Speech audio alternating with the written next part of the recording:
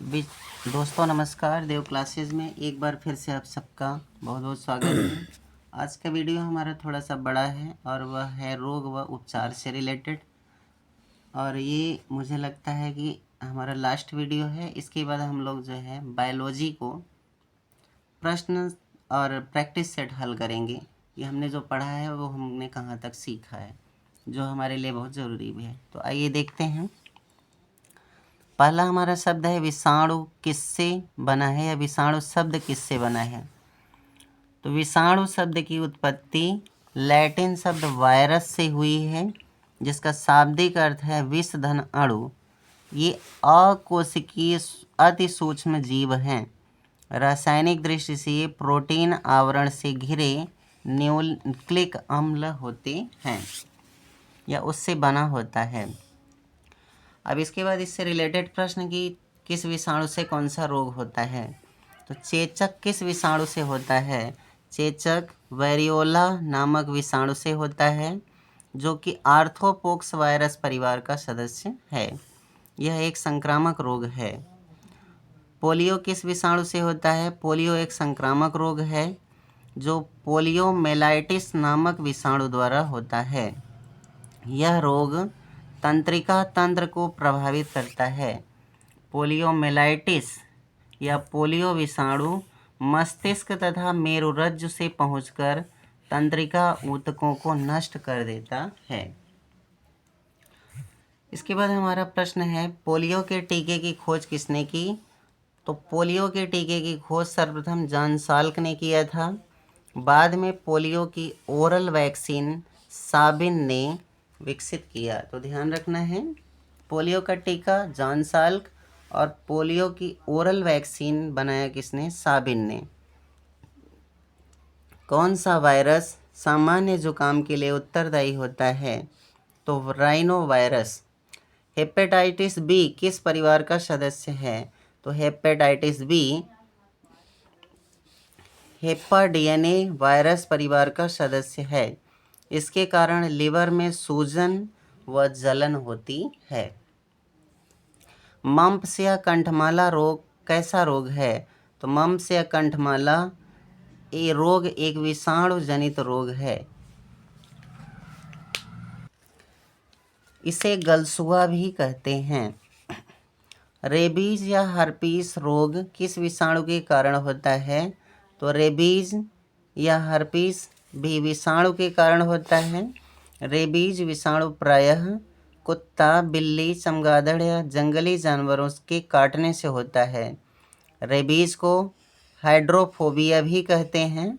Rabies का विषाणु केंद्रीय नाड़ी तंत्र को प्रभावित करता है। मेनिंजाइटिस रोग किससे होता है। तो मेनिंजाइटिस वायरस, बैक्टीरिया तथा अन्य सूक्ष्मजीवों के संक्रमण से मस्तिष्क तथा मेरुरज्जु पर चढ़ी झिल्ली में सूजन आ जाने से होता है। ठीक है। डेंगू ज्वर किससे होता है। तो डेंगू ज्वर में हड्डियों और जोड़ों में भयंकर पीड़ा व तेज ज्वर होता है। यह एक प्रकार का विषाणु का संक्रमण होता है, जिसे एडीज इजिप्टी, एडीज या क्यूलेक्स या फैटिगेंस नामक मच्छर से फैलता है। पीत ज्वर या येलो फीवर कैसा रोग है। तो पीत ज्वर या येलो फीवर एक संक्रामक रोग है। इस रोग का कारक एक सूक्ष्म विषाणु होता है, जिसका संचार एडीज जाति के मच्छरों द्वारा होता है। जापानी इंसेफेलाइटिस रोग का वाहक कौन होता है। तो यह एक विषाणु जनित रोग है। इस रोग का वाहक क्यूलेक्स मच्छर होता है। एड्स कैसा रोग है। एड्स एक विषाणु जनित जानलेवा रोग है। इसके लिए उत्तरदायी रेट्रोवायरस समूह है। इसके बाद हमारा प्रश्न है जीवाणु क्या है। तो जीवाणुओं की अनेक परिजीवी जातियां जीवधारियों में रोग उत्पत्ति के कारक हैं। पौधों के अलावा जीवाणु मानव तथा पशुओं में भी अनेक रोग उत्पन्न करते हैं। जीवाणु सबसे सरल एक कोशिकीय आद्य जीव हैं। अब एक तरफ देखिए दोस्तों रोग है और दूसरी तरफ जीवाणु है। ये बहुत ही ज़रूरी है कि किस जीवाणु से कौन सा रोग होता है। तो हैजा रोग विब्रियो कॉलेरी नामक जीवाणु से होता है। प्लेग पास्चुरेला पेस्टिस नामक जीवाणु से होता है। कोढ़ माइक्रोबैक्टीरियम लेप्री नामक जीवाणु से होता है। तपेदिक क्षय रोग या यक्ष्मा जिसे हम टीबी कहते हैं, ये माइक्रोबैक्टीरियम ट्यूबरकुलोसिस नामक जीवाणु से होता है। टाइफाइड, तो टाइफाइड सैल्मोनेला टाइफी नामक जीवाणु से होता है। डिप्थीरिया, डिप्थीरिया कोरिनी बैक्टीरियम डिप्थीरी नामक जीवाणु से होता है। और सुजाक या गोनोरिया, यह निसेरिया गोनोरी नामक जीवाणु से होता है। सिफिलिस ट्रेपोनेमा पैलिडम नामक जीवाणु से होता है। और काली खांसी या कुकर खांसी हीमोफिल्म परट्यूसिस नामक जीवाणु से होता है। धनुष्टंकार या टिटनेस क्लास्ट्रिडियम टिटेनी नामक जीवाणु से होता है। निमोनिया स्ट्रेप्टोकोकस न्यूमोनी नामक जीवाणु से होता है। और भोजन विषाक्तता सैल्मोनेला बैसिलाई नामक जीवाणु से होता है। भोजन विषाक्तता किस जीवाणु से होती है? अब देखिए हम उसी प्रश्नों को देखते हैं। तो सैल्मोनेला बैसिलाई नामक जीवाणु से के कारण भोजन विषाक्तता होती है। बॉटुलिज्म रोग किस रोग के कारण होता है? तो बॉटुलिज्म रोग क्लास्ट्रीडियम बॉटुलिज्म नामक जीवाणु से होता है। जीवाणुओं द्वारा होने वाली बीमारियों के उपचार हेतु किन दवाइयों का उपयोग किया जाता है? सल्फा दवाइयों का। अब देखिए हम कवक पे बात करते हैं। कवकों का अध्ययन क्या कहलाता है? तो विज्ञान की वह शाखा जिसके अंतर्गत कवकों का अध्ययन किया जाता है माइकोलॉजी कहलाता है। कवक पर्णहरिम रहित संवहन ऊतक रहित थैलोफाइटा समूह के जीव हैं। इसमें जड़, तना व पत्ती का अभाव होता है। एथलीट फुट रोग किससे होता है? एथलीट फुट नामक बीमारी ट्राइकोफोटान व टीनिया पेडिस नामक कवक से होता है। त्वचा का प्रदाह, गंजापन, कैडियासिस, जियोट्राइकोसिस आदि रोग किससे होता है? तो त्वचा का गंजापन या प्रदान सर का गंजापन, त्वचा का प्रदाह, ये सब कवक के द्वारा होते हैं। विषाणु, जीवाणु तथा कवक के अलावा किनसे रोग होता है? तो विषाणु, जीवाणु तथा कवक के अलावा मुख्यतः प्रोटोजोआ, प्लेटिहेल्मिंथीज व निमोटोडा समूह के परजीवी भी विभिन्न रोग के कारक जीव होते हैं। मलेरिया किससे होता है? मलेरिया सबसे घातक परजीवी रोगों में से एक है जो प्लाज्मोडियम नामक एक कोशिकीय प्रोटोजोआ के जंतुओं के समूह के कारण होता है। इसका वाहक मादा एनाफ्लीज मच्छर होती है। सर रोनाल्ड रास ने यह पता लगाया कि मलेरिया रोग प्लाज्मोडियम नामक एक कोशिकीय परजीवी के द्वारा होता है। मलेरिया रोग का सर्वाधिक प्रभाव किस पर पड़ता है? तो मलेरिया प्लाज्मोडियम लाल रुधिराणुओं या आरबीसी तथा यकृत कोशिकाओं को अंतःपरजीवी जंतु होता है। इसका सर्वाधिक प्रभाव आरबीसी व प्लीहा पर पड़ता है। मच्छरों के बचाव हेतु किसका प्रयोग किया जाता है? मच्छरों से बचाव हेतु। तो मच्छरों के संहार व उससे बचाव हेतु घरों में डीडीटी व पायरिथ्रियम, नैप्था व कपूर का प्रयोग किया जाता है। मच्छरों के लार्वों को खाने के लिए ध्यान रखना है गैम्बूसिया फिश व बतख छोड़ने चाहिए। जैसे आसपास अगर गड्ढे हैं, तालाब हैं, उन सब में अगर ज़्यादा मच्छर हैं तो उसमें गैम्बूसिया फिश डाल देना चाहिए। उससे वो बहुत तेज़ी के साथ मच्छरों के लार्वा को खा जाएगी। और एक उपाय होता है दोस्तों, अगर मिट्टी का तेल डाल दिया जाता है तो उससे क्या होता है, मच्छर जैसे ही बैठते हैं पृष्ठ तनाव कम होने से वो पानी में डूब जाएंगे और उनकी मृत्यु हो जाती है। मलेरिया के उपचार हेतु किसका उपयोग किया जाता है? तो मलेरिया के उपचार हेतु सिनकोना नामक वृक्ष की छाल का प्रयोग किया जाता है और इससे प्राप्त क्विनाइन नामक दवा का प्रयोग किया जाता है। इसे कहीं कहीं क्विनाइन भी देता है। इसके अलावा एट्रिब्रिन, मेलुब्रिन, एसोचिन, क्लोरोक्वाइन आदि औषधियों का प्रयोग किया जाता है। कालाजार रोग का वाहक क्या है? तो कालाजार लीशमैनिया नामक प्रोटोजोआ के कारण होता है। इसमें त्वचा व आंतरिक अंगों की श्लेष्मिक क्रियाएं या कलाएं रोगग्रस्त हो जाती हैं। इस रोग का वाहक बालू मक्खी या सैंड फ्लाई होता है। निद्रा रोग किसके कारण होता है? तो निद्रा रोग ट्रिप्नोसोमा नामक एक कोशिकीय प्रोटोजोआ परजीवी के द्वारा होता है। इसका वाहक सीसी मक्खी है। फाइलेरिया रोग किससे होता है? तो फाइलेरिया को स्लीपद, हाथी पाँव या फील पाँव भी कहते हैं, जो शरीर में विचरेरिया ब्रैंकफटाई नामक गोलकृमि के संक्रमण से होता है।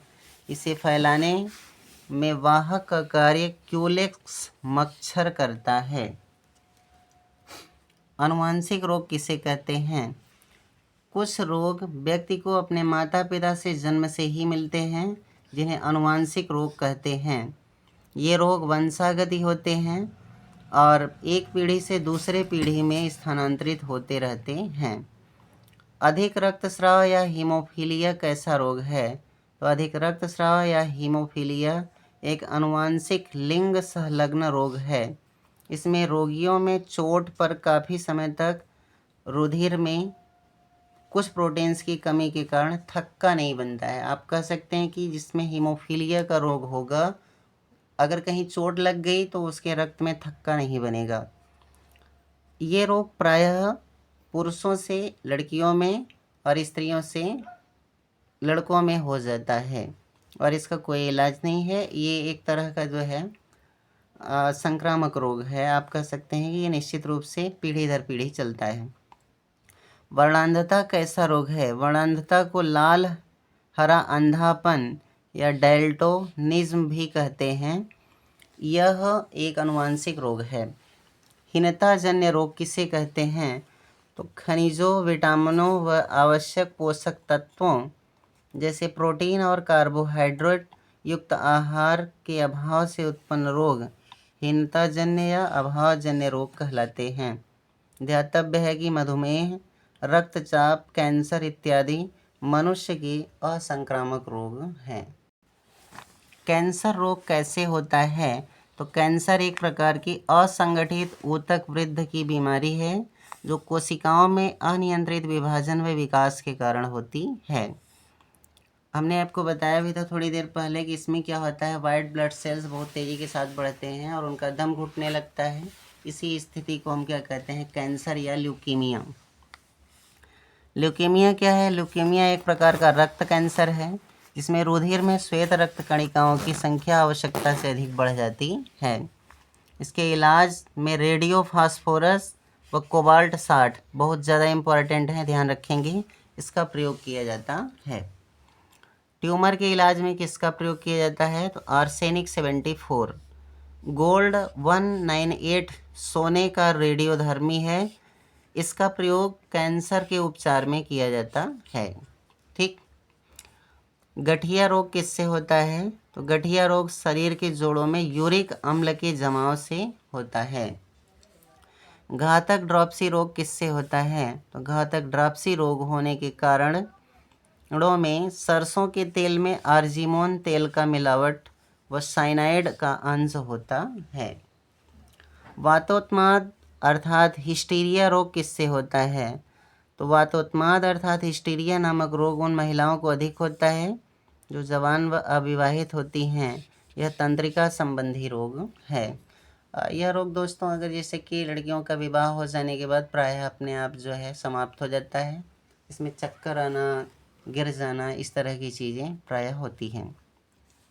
सिलिकोसिस रोग किससे संबंधित है? तो सिलिकोसिस फेफड़े से संबंधित रोग है।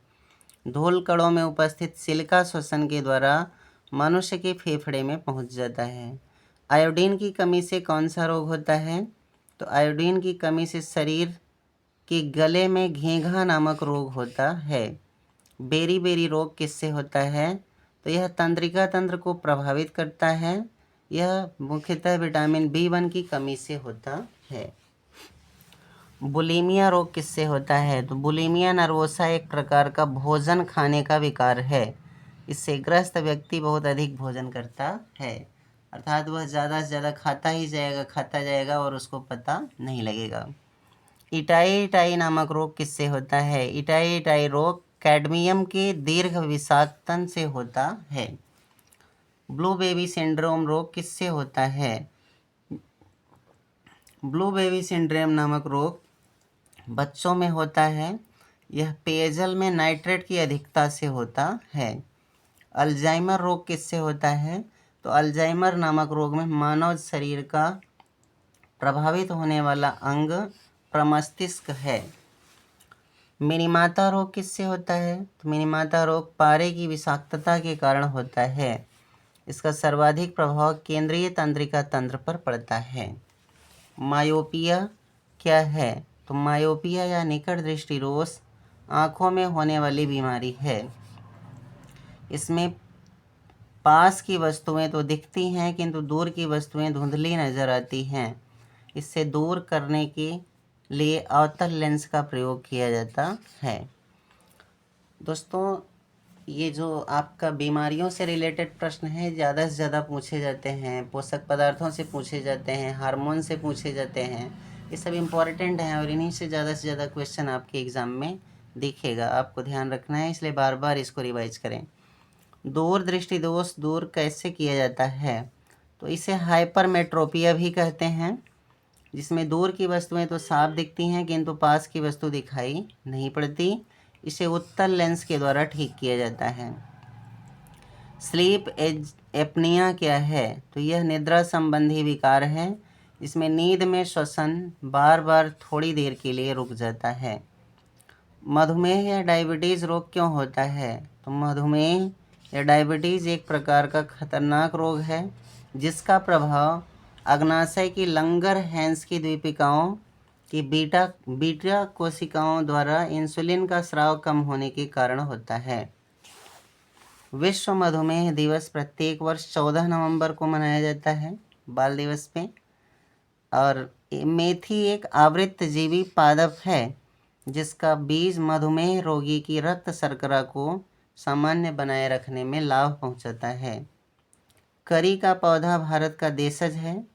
इसका पत्ता अर्थात करी पत्ता मधुमेह के इलाज में प्रयोग किया जाता है। अत्यधिक मात्रा में मदिरा के सेवन से कौन सा रोग हो जाता है? तो लीवर सिरोसिस या यकृत का शोषण हो जाता है। पीलिया रोग में कौन सा अंग प्रभावित होता है? तो पीलिया एक घातक रोग है जिसमें यकृत प्रभावित होता है। अब हम लोग कुछ थोड़ा सा प्रमुख पादप रोग देख लेते हैं। बुकनी रोग किसमें होता है? तो इस रोग से पौधों की पत्तियों पर सफ़ेद चूर्ण सा जम जाता है। यह रोग कवकों की कई प्रजातियों के कारण होता है। हरित बाल रोग किसमें पाया जाता है? तो यह रोग बाजरे में पाया जाता है। पायरिला रोग किससे होता है? तो गन्ना पर्ण फुदकी या पायरिला एक छोटा सा पतंगा होता है। यह गन्ने का रोग होता है। सरसों का एक प्रमुख कवक जनित रोग कौन सा है? सफ़ेद कीट। करनाल बंट रोग कैसे होता है? तो करनाल बंट एक फफूंद जनित रोग है जो टैलेसिया कवकों के जैसे टैलेसिया इंडिका से होता है।